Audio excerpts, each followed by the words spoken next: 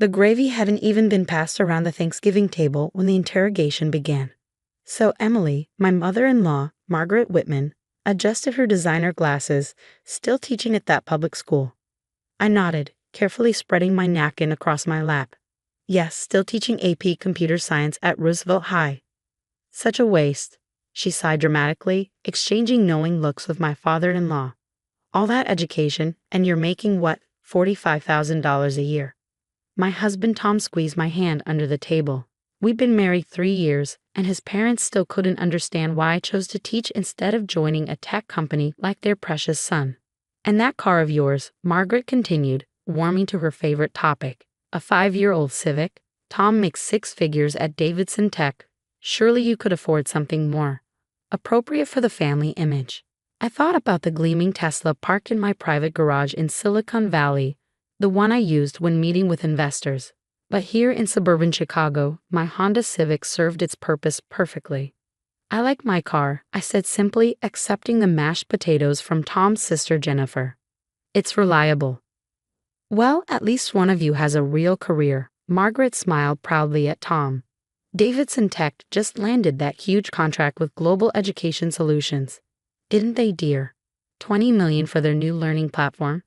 Tom shifted uncomfortably in his chair. He knew exactly why Davidson Tech had landed that contract, but like me, he was sworn to secrecy. Actually, he began, but I gave his hand another squeeze. Not yet. The truth was, I did have another job besides teaching. A rather significant one. 7 years ago, I'd founded Learn Tech Solutions, now the largest educational technology company in North America. Our learning platforms serve over 10 million students worldwide, generating annual revenues exceeding $500 million. But almost no one knew I was the CEO. I operated through a carefully constructed system of proxies and virtual offices, appearing in public only when absolutely necessary and using my married name, Emily Whitman, exclusively for my teaching career. To the tech world, I was E.G. Chen, the reclusive founder of Learn Tech, known for brilliant innovation and obsessive privacy. There were reasons for my secrecy. Good ones. I'd watched too many education startups lose their soul after going public, seeing too many founders become more focused on stock prices than student outcomes. By maintaining my teaching career and my anonymity, I kept one foot firmly in the real world of education. Every day in my classroom reminded me why I'd started Learn Tech in the first place. Speaking of education technology, Jennifer chimed in. My friend works at Learn Tech Solutions. Says they're revolutionizing a whole industry. Did you ever think about applying there, Emily? They probably pay teachers better than public schools. I hid my smile behind a sip of water, as she only knew that her friend was probably one of my 3,000 employees. I've looked into them, I replied neutrally. They do good work. Good work? Margaret scoffed. They're worth billions. That's what you should be aiming for, not wasting your time with high school students. Tom's fork clattered against his plate. Mom. It's okay, I said softly. The moment would come soon enough. The rest of dinner passed in a familiar pattern of subtle digs and not-so-subtle suggestions about my career choices. Margaret detailed her country club friends' children's successes, the investment bankers, the startup founders, the corporate lawyers. None of them settling for teaching. Later, as we helped clear the dishes, Tom whispered, You know Davidson Tech's CEO is visiting your school on Monday, right? For that coding initiative? I nodded, stacking plates in the dishwasher. Should be interesting.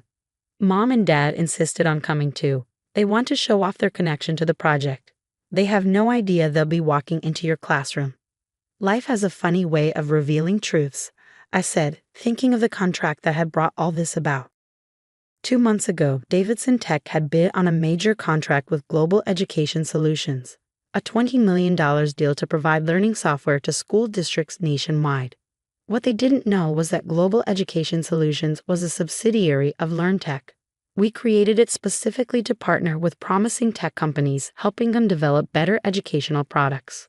I've been watching Davidson Tech for months. Their technology was innovative, but they needed guidance on the educational side, the kind of insight that could only come from real classroom experience, the kind of insight I had. The contract had a specific requirement: all software had to be tested in real classrooms, with the lead developer personally observing its use.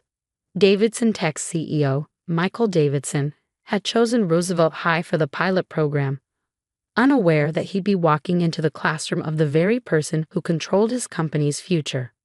Emily, Margaret's voice cut through my thoughts.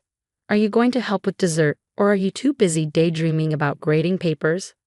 I smiled, thinking about the stack of contracts on my other desk, my CEO desk, waiting for my signature. Coming, Margaret. The weekend passed quickly. I spent Saturday morning in my home office, connected to LearnTech's secure servers, reviewing quarterly projections and approving new development initiatives. In the afternoon, I graded AP Computer Science projects, finding inspiration in my students' creative solutions to coding challenges. Sunday evening, my secure phone buzzed with a message from my executive assistant. Davidson Tech team confirmed for 9 a.m. classroom observation. Global Ed contract ready for final approval. I sent back a quick acknowledgement, then turned to help Tom with dinner. He was still amused by the whole situation.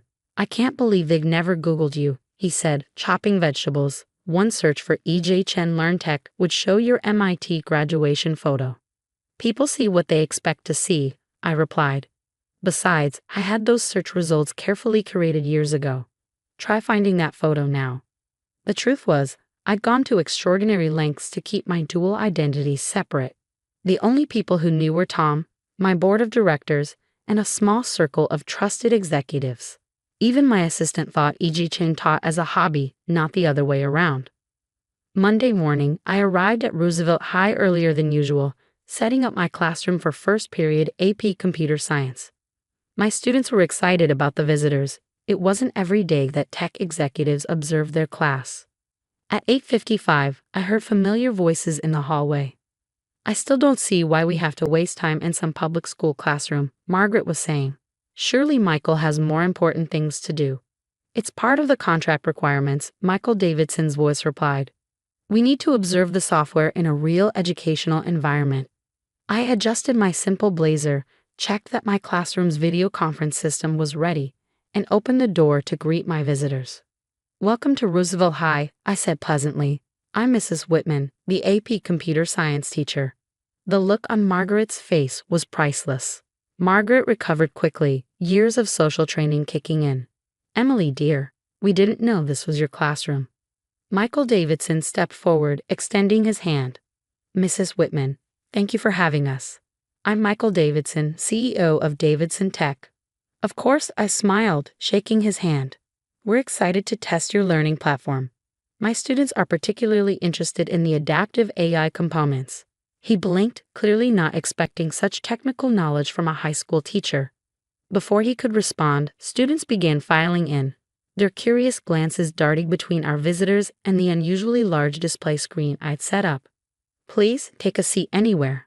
I gestured to the chairs we'd arranged at the back of the classroom. We'll begin in 5 minutes.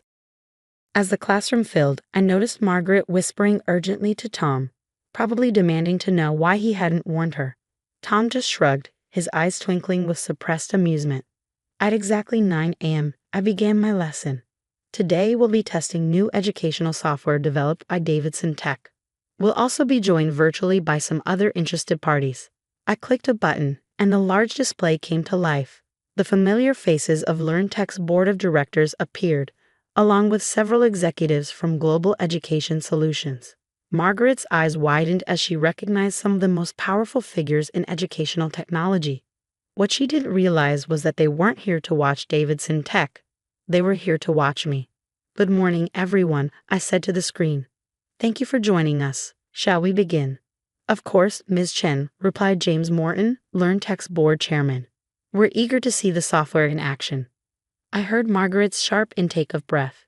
Next to her, Michael Davidson had gone very still, his eyes darting between me and the screen. For the next hour, I led my students through a sophisticated coding exercise using Davidson Tech's platform. I asked pointed questions, highlighted potential improvements, and demonstrated exactly how the software could be enhanced for better educational outcomes. My students, as always, were brilliant. They found bugs we hadn't caught in testing, suggested interface improvements, and demonstrated why real classroom feedback was invaluable for educational technology. Throughout the lesson, I could feel the mounting tension from the visitors' corner. Margaret's face had progressed through confusion to disbelief to something approaching horror as the reality of the situation slowly dawned on her. As the students filed out for their next class, Michael Davidson approached me, his expression a mix of respect and apprehension. "You're E.J. Chen." It wasn't a question. "I am," I confirmed, switching off the display screen. "And I have to say, your platform shows real promise. With some refinements based on today's observations, I think we can move forward with the contract." The contract. He seemed to be putting pieces together. Global Education Solutions is a subsidiary of LearnTech, I finished. "We've been watching your company's work for some time. Your technical innovation combined with our educational expertise could really benefit students worldwide." All this time, Margaret's voice cut through the conversation. She'd risen from her chair, designer handbag clutched like a shield. "You've been running a billion-dollar company while pretending to be just a teacher." I turned to face my mother-in-law. "I wasn't pretending anything. I am a teacher. I'm also LearnTech's CEO. The two roles inform each other." But the car, the modest lifestyle. "Why would you?" "Because it's not about the money," I said quietly. "It's about making a difference in education. Every day in this classroom teaches me something new about what students and teachers really need. That knowledge drives every decision LearnTech makes." James Morton's voice came from my laptop where the video conference was still connected. "It's why we're the industry leader. While other companies guess what educators need, we know, because our CEO never lost touch with the classroom." The next few hours were a blur of paperwork and presentations. The Davidson Tech contract was finalized, with specific provisions for continued classroom testing and teacher input. Michael Davidson, to his credit, quickly grasped the value of our unusual arrangement and became an enthusiastic partner. Margaret and my father-in-law left without saying goodbye. Tom told me later that they went straight to the country club, probably trying to process how they'd spent 3 years looking down on their daughter-in-law without realizing she was one of the most successful tech entrepreneurs in the country. That evening, as Tom and I had dinner in our modest suburban home, my secure phone buzzed with a message. The Davidson Tech story had leaked to the press. My careful anonymity was about to end. "Are you ready for this?" Tom asked, watching me read the message. I thought about my students, about the real impact we could make now that Davidson Tech was on board.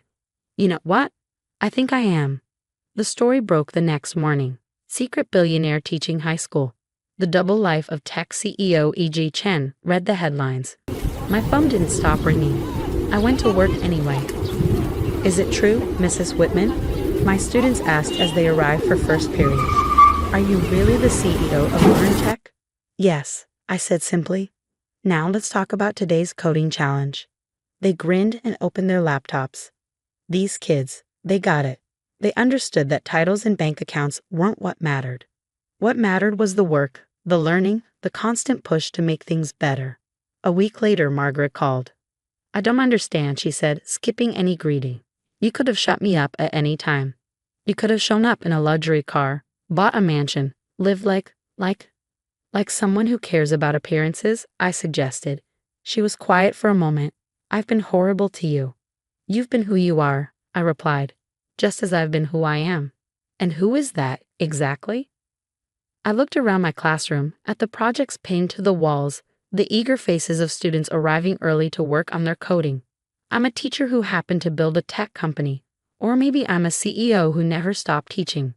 Does it matter? After that, things changed. Not all at once, but gradually. Margaret stopped making comments about my car, my clothes, my career choices. Instead, she started asking questions about education, about technology, about making a difference. The press eventually moved on to other stories. My students adjusted to having a CEO as their teacher, though they did convince me to let them beta test all new LearnTech products. Davidson Tech's learning platform, refined by real classroom feedback, became an industry standard. Last month, I was asked to give a commencement speech at MIT, my alma mater. As I stood at the podium, looking out at the sea of graduates, I thought about all the paths not taken, all the conventional choices I'd ignored. Success isn't about titles or bank accounts, I told them. It's about impact. Find work that matters. Stay connected to the real world. And never ever let anyone define your worth by your salary or your car. In the audience, I spotted Margaret sitting between Tom and Jennifer. She was actually taking notes. These days, when people ask why I still teach, I tell them the truth. Every morning in my classroom reminds me why I built LearnTech in the first place. Every student question sparks new innovations. Every coding challenge reveals new opportunities. Yes, I could have lived differently, could have flaunted my success, put Margaret and her country club friends in their place years ago. But that would have meant losing touch with what really matters. Besides, there's something deeply satisfying about being underestimated, about quietly changing the world while others focus on appearances, about proving that success doesn't always look the way people expect it to. Last week, one of my students asked me if it was hard balancing teaching with running a billion-dollar company. Not as hard as pretending to be less than you are to please others, I told her. Once you know who you are and what matters to you, the rest is just details. And as I watched her work through a complex coding problem, I smiled, thinking about all the lives we touch, all the potential we unlock, when we stop worrying about how things look and focus on how they work. After all, the best success stories aren't always the ones everyone can see. Sometimes they're written in quiet classrooms, one student at a time, while the world focuses on flashier things. And that's exactly how it should be.